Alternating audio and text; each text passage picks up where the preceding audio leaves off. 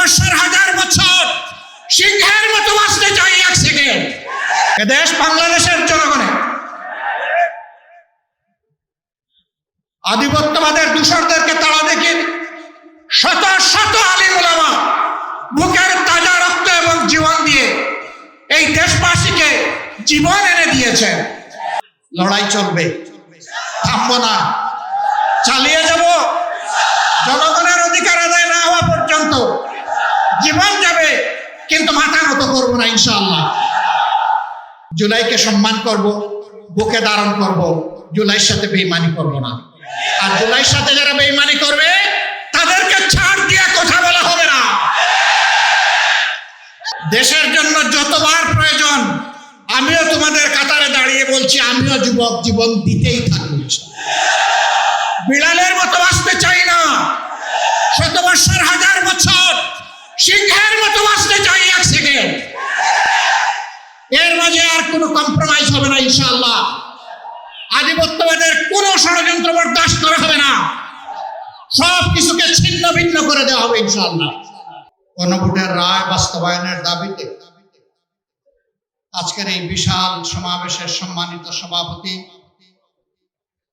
আমিরে মজলিস, মজলুম জননেতা,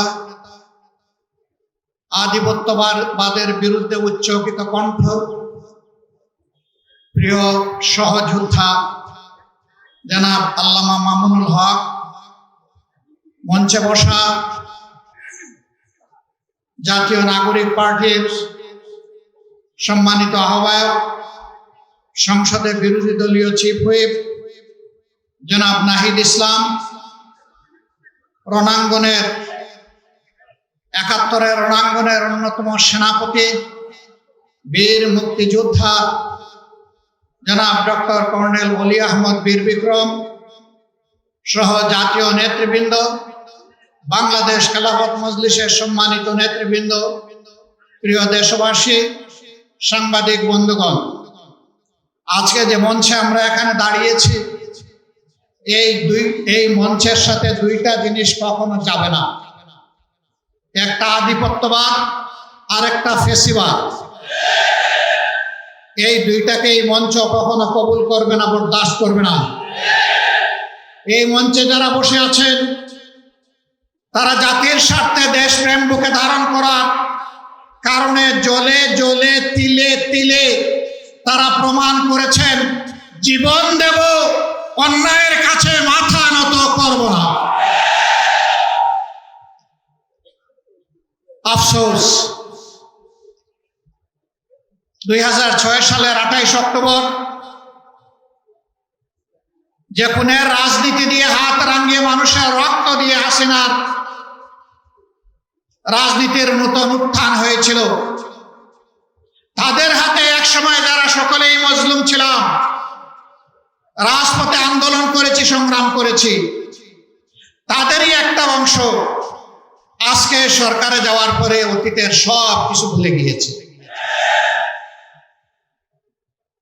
কেন আজকে এই দাবি বাস্তবায়নের জন্য আমাদেরকে সোহরাওয়ার্দী উদ্যানে আসতে হলো? তারা জাতির সাথে বিশ্বাসঘাতকতা করেছেন, এই কারণে আসতে হলো। তারা স্বীকার করতে বাধ্য হয়েছেন জুলাই সনদ বাস্তবায়নের কার্যকরী আইনি পদ্ধতি হিসাবে গণভোটের কোনো বিকল্প নেই। এই জন্য সেই গণভোটের প্রস্তাব তাদেরই একজন করেছিলেন।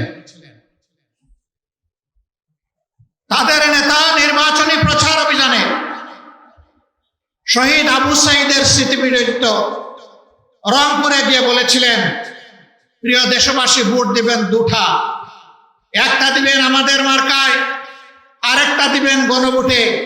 আপনারা সকলে গণভোটে হা বলবেন। এখন তারা বলছেন গণভোট অবৈধ। পার্লামেন্টে আমরা জিজ্ঞেস করলাম, এটা কি নির্বাচনের পরে অবৈধ হলো না আগেই অবৈধ ছিল? তারা কোনো সময় বলেন আমরা 4টার মধ্যে 3.5টা মানি, কোনো সময় মানে বলেন যে পুরাটাই অবৈধ। আমরা বলেছি পার্লামেন্টে, আপনারা দেখেছেন একই আদেশে 2টা ভোট, গোশত হালাল কিন্তু শুরুয়া জুল হারাম। এ সুবিধাবাদী মানসিকতা। আমাদের সম্মানিত সহকর্মী এবি পার্টির চেয়ারম্যান বলেছেন ৭১ সালে জনগণের রায়কে অমান্য করার কারণে একটি যুদ্ধ অনিবার্য হয়ে উঠেছিল। যারা রায় অস্বীকার করেছিলেন তাদের পরিণতি ভালো হয়নি। এবারও যারা রায় অস্বীকার করছেন তারা নিজেদেরকে মুক্তিযুদ্ধের অবিসংবাদিত অংশ মনে করেন। আমরা বলি সেই মুক্তিযুদ্ধকেই সম্মান করে আবার রায়টা মেনে নেন। এই রায় মেনে নিলে আমরা এই স্টেজে দাঁড়িয়ে এই দাবিতে আর বক্তব্য দেব, কিন্তু এই রায় যদি না মানেন, মহান আল্লাহকে সাক্ষী রেখে বলছি, এই রায় বাস্তবায়ন না হওয়া পর্যন্ত আমাদের আন্দোলনে আমরা কোন ধরনের বিশ্রাম নেব। আন্দোলন চলবে সংসদে, আন্দোলন চলবে রাজপথে। নাহিদ ইসলাম বলেছেন একসময় রাজপথ আর সংসদ প্রয়োজনে একাকার হয়ে গেল। রাজপথ আর সংসদ একাকার যেদিন হয়ে যাবে সেদিন বালুর বাদ দিয়ে নদীর জোয়ার, সমুদ্রের জোয়ার থামাতে পারবেন। ফ্যাসিবাদীরা বিভিন্ন ন্যারেটিভ তৈরি করে, বয়ান তৈরি করে জাতিকে বিভক্ত করেছে। আর আপনারা নির্বাচনের আগে বলেছিলেন আমরা নির্বাচিত হলে, সরকার গঠন করলে সবাইকে নিয়ে আমরা সরকার গঠন করে দেশ চালাবো। এখন আপনারা কি করছেন? এক দলকে পাঠিয়ে দিচ্ছেন পাকিস্তানে, আরেক দলকে পাঠিয়ে দিচ্ছেন পেশোয়ারে, আরেক দলকে পাঠিয়ে দিচ্ছেন আরো কোনো দেশে, আর নিজেরাই দেশের জমিদারি দখল নিতে চাচ্ছে। মনে রাখবেন, জুলাইয়ের দুইটা স্লোগান ছিল বড় শক্তিশালী। একটা ছিল উই ওয়ান্ট জাস্টিস, আর একটা ছিল দেশটা কারো বাপের নয়। এদেশ বাংলাদেশের জনগণের। আধিপত্যবাদের দূষরদেরকে তাড়া দেখে শত শত আলিম উলামা বুকের তাজা রক্ত এবং জীবন দিয়ে এই দেশবাসীকে জীবন এনে দিয়েছেন। আমরা সেই আলিম উলামার সাথে বিশ্বাসঘাতকতা করব না। আমাদের যে যুব সমাজ, যে শ্রমিক সমাজ, যে কৃষক সমাজ, আপামর জনগণ, এমনকি 4 বছরের শিশু জীবন দিয়ে আমাদেরকে ঋণী করে গিয়েছে, আমরা তাদেরকে কথা দিচ্ছি আমরা তোমাদের সাথে বেঈমানি করব না। তোমাদের সত্য বাস্তবায়নে আমরা অবিচল সামনে এগিয়ে যাব ইনশাআল্লাহ। আমরা গভীরভাবে আস্থাশীল, ইনশাআল্লাহ আমাদের নয় জনগণের বিজয় হবে ইনশাআল্লাহ। যেই 70 ভাগ জনগণ ফ্যাসিবাদের বিরুদ্ধে দৃঢ় অবস্থান নিয়েছে গণভোটে হ্যাঁ বলে, সেই জনগণের বিজয় হবে। নতুন করে কেউ ফ্যাসিবাদ কায়েম করতে গেলে তাদেরকে অনুরোধ করব, নিকট অতীতের যাদেরকে এখন বুকে টেনে নিয়ে আপনারা এই নির্বাচনের বৈতরণী পার হয়েছেন, যাদের হাতে পায়ে ধরে ইঞ্জিনিয়ারিং করে ক্ষমতায় এসেছেন, তাদের পরিণতি থেকে শিক্ষা গ্রহণ করুন।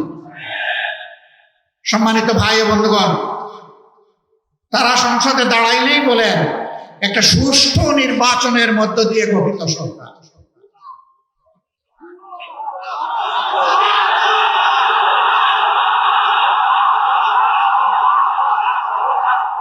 সরকার যদি সুষ্ঠু নির্বাচনেই গঠিত হয় তাহলে বারবার দাঁড়িয়ে বলতে হয় কেন? মেকিয়াভেলির একটা কথা আছে, তুমি যদি কোনো মিথ্যাকে এস্টাবলিশ করতে পারো তাহলে একবার বললে হবে না, শতবার বলতে হবে। হ্যাঁ, ইতিমধ্যেই রাজসাক্ষী 2 জন পাওয়া গেছে। একজন সাবেক সরকার, এই ইন্টারিম গভর্নমেন্টের একজন উপদেষ্টা, তিনি বলেছেন আমরা ওদেরকে মেইন স্ট্রিম হতে দেইনি, ওরা পাওয়ার কথা ছিল 168, আমরা এদেরকে নামিয়ে এনেছি 68। তাইলে তিনি স্বীকার করে নিয়েছেন যে একটা নিরপেক্ষ সরকারের অংশ হয়ে তিনি দেশবাসীর সাথে বিশ্বাসঘাতকতা করেছেন। তিনি বলেন নাই যে আমি নামিয়ে এনেছি, বলেছেন আমরা নামিয়ে এনেছি বহু বছর। তাইলে বাকি বচনগুলা কারা? এদের চেহারাও জাতির সামনে আপনি একটু বলে দেন, একা দায় নিবেন কেন? আরেকজন সংসদের ভিতরে স্থানীয় সরকার পল্লী উন্নয়ন প্রতিমন্ত্রী, তিনি বলেছেন যুবকরা ছাত্ররা আন্দোলন করে ফেসিবাদের পতন ঘটিয়েছে, আমরাও ছিলাম। তবে ডক্টর মোহাম্মদ ইউনূস ক্যাপ্টেনের হাতে লন্ডনে গিয়ে পতাকা দিয়ে এসেছেন, ক্যাপ্টেনের হাতে নাকি ট্রফি দিয়ে এসেছেন। ট্রফি যদি আগেই ক্যাপ্টেনের হাতে চলে যায় তাহলে এটা ছিল নির্বাচন নামের তামসা।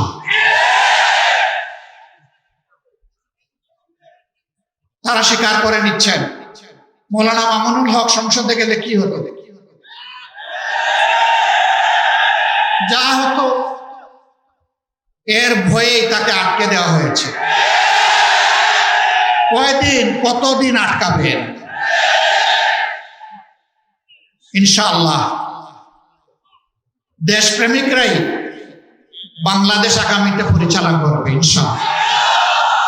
তৈরি হন, লড়াই চলবে, থামবো না, চালিয়ে যাব।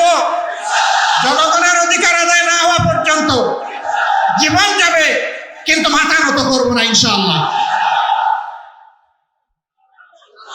আজকের এই সমাবেশ থেকে আমরা আরেকবার প্রতিজ্ঞা নিলাম, ইনশাআল্লাহ জুলাইকে সম্মান করব, বুকে ধারণ করব, জুলাইয়ের সাথে বেঈমানি করব না। আর জুলাইয়ের সাথে যারা বেঈমানি করবে তাদেরকে ছাড় দিয়ে কথা বলা হবে না। বিশেষ করে যুবকদেরকে অনুরোধ করব, তৈরি হন। বলবেন আর কতবার জীবন দেব? দেশের জন্য যতবার প্রয়োজন আমিও তোমাদের কাতারে দাঁড়িয়ে বলছি, আমিও যুবক, জীবন দিতেই থাকবো। বিড়ালের মতো বাঁচতে চাই না, 100 বছর, 1000 বছর, সিংহের মতো বাঁচতে চাই 1 সেকেন্ড। এর মাঝে আর কোনো কম্প্রোমাইজ হবে না ইনশাআল্লাহ। আধিপত্যবাদের কোনো ষড়যন্ত্র বরদাস্ত করা হবে না, সব কিছুকে ছিন্ন ভিন্ন করে দেওয়া হবে ইনশাআল্লাহ। সবাইকে আবারও আরেকটি অনিবার্য লড়াইয়ের জন্য প্রস্তুতি নেওয়ার আহ্বান জানিয়ে আমার বক্তব্য এখানেই শেষ করছি। আল্লাহ হাফেজ। বাংলাদেশ জিন্দাবাদ, বাংলাদেশ খেলাফত মজলিস জিন্দাবাদ। আসসালামু আলাইকুম ওয়া রাহমাতুল্লাহ।